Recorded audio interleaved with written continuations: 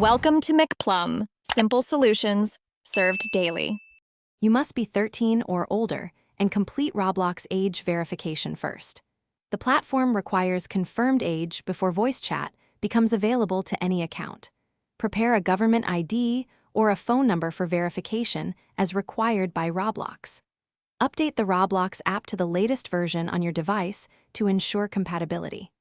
Check your device microphone and allow system microphone access in device settings. Be aware that parental controls and privacy settings can block voice chat until adjusted.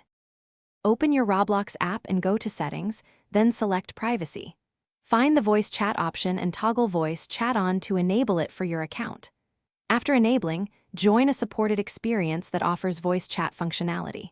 When the experience loads, grant microphone permission in the browser or app prompt so Roblox can use your mic. If you do not hear or speak, close the app and restart it to apply permission changes in settings. If voice chat does not work, first confirm microphone permissions in device settings. Use in-experience mute controls or the global mute option to silence unwanted users immediately. Adjust privacy settings to limit voice chat to friends if you want more control. You can also block specific users from voice communication directly from their profile. Report any abusive or inappropriate voice behavior through Roblox safety reporting tools to protect your account.